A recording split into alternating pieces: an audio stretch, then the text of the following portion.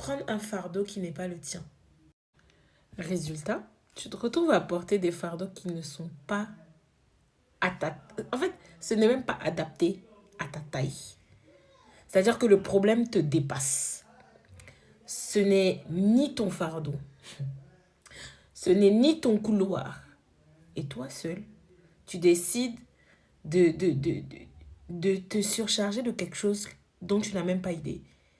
Combien de personnes sont devenues aujourd'hui aigries ou se sont fait une idée qui n'est même pas vraie de certaines personnes, de certaines situations, souvent même de la jante masculine ou de la jante féminine, par exemple, juste parce que elles ont exposé leurs oreilles à des choses qui ne leur étaient pas destinées. Pardon. Avant de t'aventurer dans la vie de quelqu'un, avant de t'aventurer dans quoi que ce soit, prends le temps d'écouter ce que Dieu veut te dire. Souvent là, c'est pas tout qui est bon c'est pas tout qui est bon pour rentrer dans tes oreilles. C'est pas dans tout que tu dois mettre ta bouche, c'est pas tous les conseils que tu dois donner. On n'a qu'à vous dire ça comment. Tout compte fait, c'est situation qui donne conseil. Non mais il a vécu ça. J'avais un petit copain et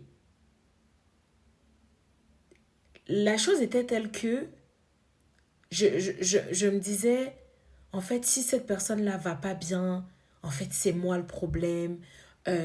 Si cette personne a telle ou telle réaction, en fait, c'est moi le problème. En fait, en gros, moi, je suis censée être son antidépresseur. Je suis censée être la personne qui va lui permettre de pouvoir se sentir bien. Si bien que quand cette personne était énervée et que cette personne jetait sa colère sur moi, en fait, moi, pendant toute la journée, j'étais aigrie. Genre, toute la journée, il fallait pas me parler, il fallait pas me tester, en fait, tu vois.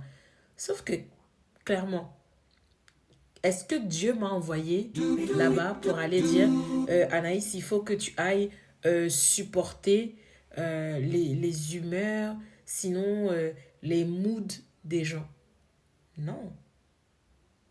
En tant que personne qui aime l'autre, qui aime l'humain, je me dis, ouais, non, c'est peut-être qu'il est dans une mauvaise passe, il faut que. Sauf que non, ma belle. Et je parle à toute personne qui s'est autoproclamée Zéna l'aventurière dans la vie des gens. Tu n'as pas à prendre les mauvaises ondes des autres pour en faire ton trésor.